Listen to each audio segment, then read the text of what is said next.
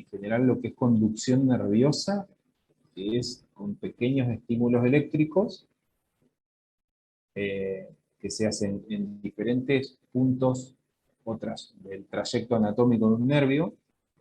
Eso hay que tener cierta practicidad, cierta práctica, cierto conocimiento del trayecto anatómico de los nervios periféricos, los nervios más estudiados, digamos. Y se hacen esos pequeños estímulos eléctricos en diferentes puntos. Y se obtiene el resultado del el potencial que genera ese estímulo eléctrico. Es decir, acá el ejemplo que tenemos es un nervio mediano, por ejemplo, más común. Entonces se hace un estímulo en un sector distal y en un sector proximal. Tienen dos potenciales. Ahora vamos a ver un poquito ejemplos de esos potenciales. Y entonces, y el efector, digamos, el lugar donde se obtiene ese potencial es un músculo dependiente de ese nervio. El nervio, valga la redundancia, inerva diferentes músculos y yo voy a obtener la respuesta en los músculos inervados por ese nervio. Elijo uno de esos músculos y veo la respuesta. Hago un estímulo distal y un estímulo proximal. ¿Qué hago después? Comparar qué pasó entre este estímulo y entre este estímulo. Lo primero que voy a comparar es la velocidad. ¿Cuánto tardó este estímulo en llegar acá y cuánto tardó este estímulo en llegar acá? La diferencia es lo que me va a dar la velocidad de conducción. ¿Eso se entiende hasta ahí? Sí, sí, sí. Bueno, eso es una parte. Lo mejor para explicarlo, qué es lo que se obtiene, yo le diría que cuáles son las diferencias en los resultados, es con patología traumática. Ustedes fíjense, si yo tengo diferentes grados de lesión nerviosa, esta es la más leve, que es la neuropraxia. Esto por compresión, el típico síndrome del túnel carpiano, neurocíclico cubital, compresión del peroneo. O sea, una compresión nerviosa en un trayecto anatómico, ¿cierto? Por un ligamento, un canal óseo, digamos. Por diferentes, por traumatismos y lo demás, diferentes traumatismos repetidos, que pasan al nervio, se desmieliniza. O sea, se afecta un poquito el componente mielínico local. Si yo hago un estímulo en este sector del nervio, en la parte distal, recuerden la plaquita que les mostré recién, si lo hago en la muñeca, como les había mostrado, yo voy a obtener, usted ven el cursor, ¿no? ¿Ven la flechita de mi pantalla? No, profe, estamos en la diapositiva 10, no sé si está bien o usted Ah, está cambiando y no la estamos viendo. ¿dónde quedó?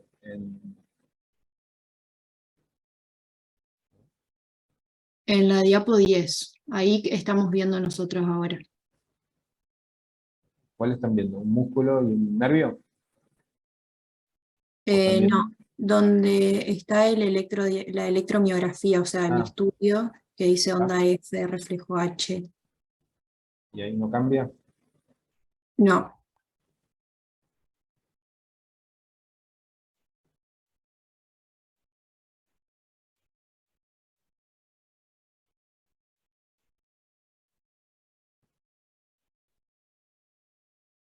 Estamos de vuelta. ahora sí, estamos viendo Ahora sí. donde dice neuropraxia. Bien. Bueno, perdón, estaba hablando sobre esta placa entonces. Vuelvo a lo mismo. Si esto es la estructura de un nervio, este es el efector del músculo, yo puedo tener un primer grado de patología traumática de un nervio, en el cual por compresión tendinosa o por un canal óseo o traumatismo repetido, lo que hace es generar una pequeña desmielinización local. Si recuerdan la fotito anterior, yo hago un estímulo distal, en este caso supongamos el S2 es en la muñeca, me va a dar esta respuesta motriz. La flechita ahora sí la ven. Sí, ahora sí. Bien, me va a dar este potencial. Me genera un potencial motor. Ahora, si yo la hago proximalmente, como no tengo conducción en esta porción, me va a dar lo que se llama un bloqueo. Este es un ejemplo, es decir, tengo bloqueo de la conducción. Este es un ejemplo, le diría, de lo más grosero, porque tal vez la desmineralización no es total, es solamente parcial, y lo que va a hacer no es no generarme otro potencial como pasa en esta cuestión, sino hacerlo más lento, que ese estímulo, ese impulso que yo le doy al nervio, demore mucho más en llegar. Entonces me va a dar una disminución de la velocidad de conducción. La diferencia entre un potencial y otro va a ser muy lenta. Ahora, si yo empiezo a tener daño axonal ya no es la mielina la que se afecta, sino que ya son las fibras nerviosas, ahí sí empiezo a tener repercusión en la amplitud del potencial. Cada vez, cuanto más daño axonal tenga, más chico se me va a hacer el potencial. Inclusive, por supuesto, si es una lesión total del nervio, perdón, una lesión total del nervio, ya no voy a tener ningún tipo de respuesta, ni proximal ni distal. Genial, gracias. ¿Y esto lo podemos valorar en la semiología? O sea, sería valorizar si es una lesión axonal o desmielinizante o es imposible. Mirá, en principio no, con el tiempo, esto estamos hablando ya de una lesión un poco más crónica, lo que tiene la lesión axonal es que va a repercutir en el músculo, como lo hace acá en el gráfico. Toda lesión axonal repercute en la unidad motora, como se llama, en la unidad nervio-músculo, y va a terminar atrofiándose el músculo. O sea, nosotros podemos inferir que si estamos dentro de una neuropatía y ya hay signos de neuropatía y hay atrofia de músculo, el nervio está severamente afectado y por ende está afectado los axones. En cambio, si estamos hablando de una neuropatía desmielinizante, si solamente está afectada la mielina, eh, si solamente está afectada la mielina, mientras el axón esté indemne, el músculo dentro de todo no se va a afectar, por más tiempo que pase. Puede haber, por supuesto, debilidad, puede ser que no responda el músculo, puede ser realmente que haya una pérdida de fuerza franca, pero el trofismo muscular se va a mantener. Es solamente eso desde la semiología, desde el examen físico, lo que te puede dar una pauta de qué grado, de qué tipo de neuropatía podemos estar hablando. Gracias.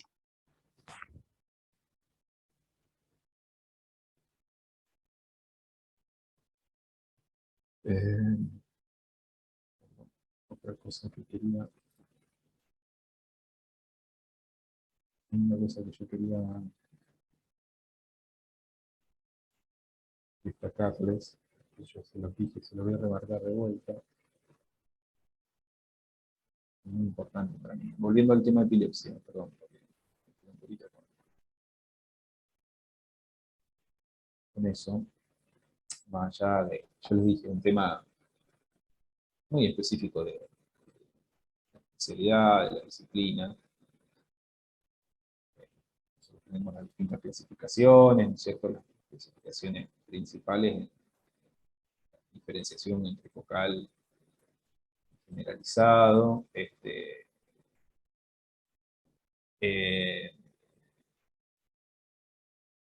pero a mí lo que sí o sí me interesa es que, acá voy a volver a compartir pantalla,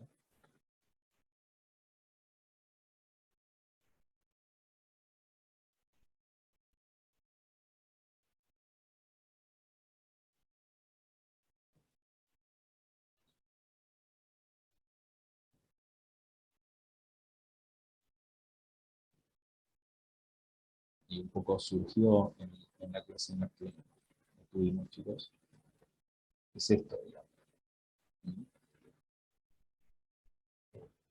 nosotros sabemos que la fisiopatología de una crisis epiléptica tiene que ver con que, bueno, descargan anormalmente en forma hipersincrónica y anormal un grupo de neuronas y por eso genera la crisis. Está bien. Ahora, habíamos dicho que ese grupo de neuronas nosotros lo podemos de alguna manera encontrar o hacer visible por estudios o no. Hay algunas condiciones en las cuales nosotros ese grupo de neuronas, lamentablemente, no lo vamos a poder hacer evidente, que es en este grupo de la izquierda que decimos las no provocadas, en las cuales hay mucho de las etiologías principalmente genéticas. Es decir, aquel paciente que en determinado momento empieza a tener crisis convulsivas, nosotros lo estudiamos, no le encontramos ninguna alteración en sus neuroimágenes, tal vez sí en el electroencefalograma, algunas descargas, pero no tenemos lesiones estructurales cerebrales. Entonces, bueno, prácticamente el paciente nace con ese problema. Están las que son totalmente idiopáticas, es decir, no hay explicación, y están aquellas que, bueno, uno se llama criptogénicas porque, a ver, este es el ejemplo de un paciente que tiene un trastorno en el desarrollo neurológico, es decir, tal vez un grado de sí, o un diferente grado de retraso madurativo, neurológico, y encima epilepsia. Paciente con un retraso mental y epilepsia. Entonces, es común de ver que nosotros hacemos los estudios de neuroimágenes y no encontramos alteración. Un cerebro que lo comparamos con el común de los demás chicos o personas, y el cerebro en su anatomía, en su arquitectura, está igual. Pero el desarrollo es normal, porque no adquiere los conocimientos o las habilidades que debería adquirir para su edad, y encima tiene epilepsia. Entonces, a este es el que le llamamos criptogénico. Sabemos que en sí es un cerebro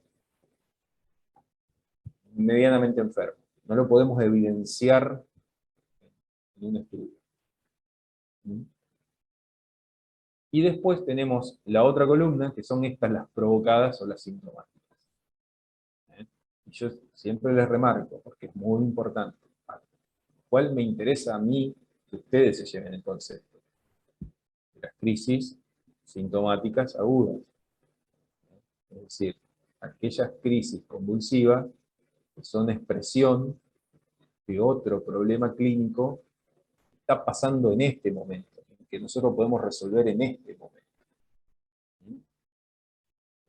Y entonces, ahí tenemos desórdenes metabólicos, cuadros infecciosos, inclusive los mismos daños neurológicos agudos dentro del accidente cerebrovascular, dentro del traumatismo del cráneo, dentro de las encefalitis, pero esas crisis convulsivas se están produciendo en el mismo momento que se está produciendo la otra patología, y que si nosotros resolvemos esa patología de base, resolvemos las crisis convulsivas.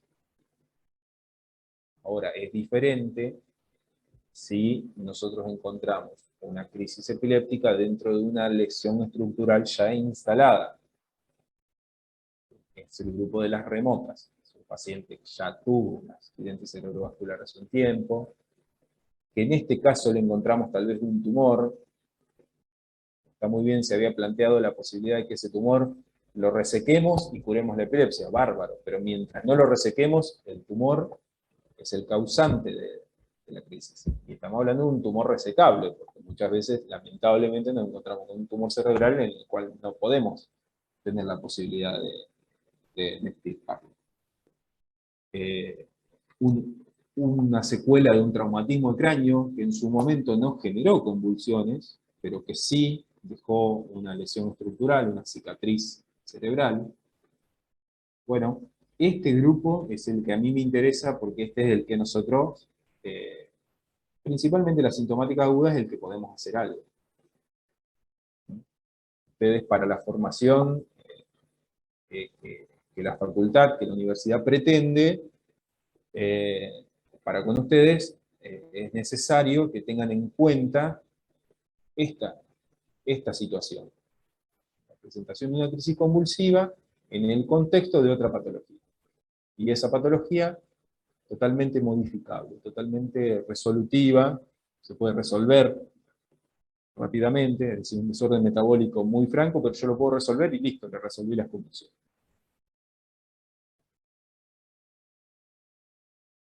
¿Se entiende eso?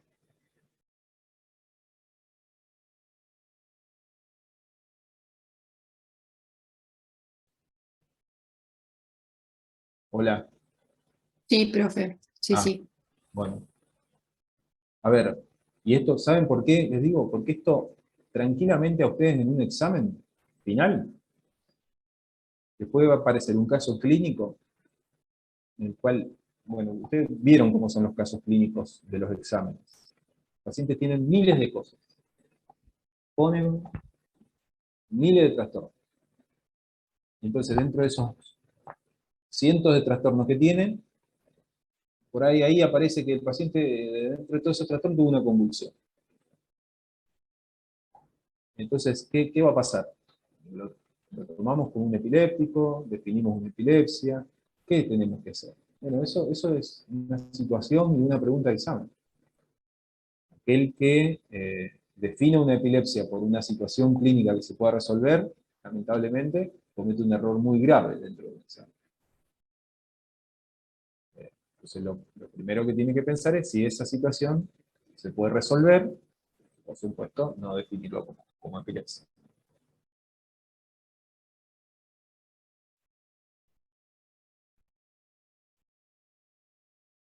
Bárbaro. ¿Alguna otra cuestión? Profe, yo justo de lo que estabas hablando, digamos, a mí me quedaba la duda, digamos, de que como que epilepsia sería cuando yo tengo la enfermedad, o sea, varias crisis y yo demostré que no hay nada estructural o nada metabólico que me lo esté provocando, digamos.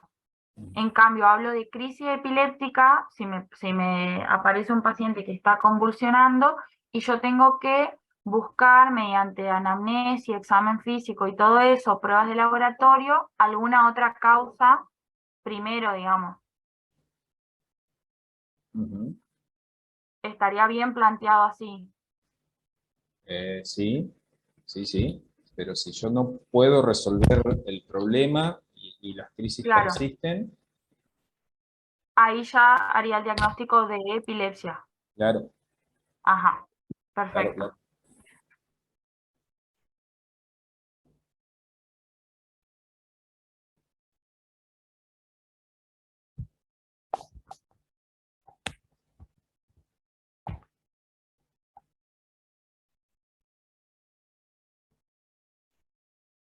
Bueno, ¿estamos chicos?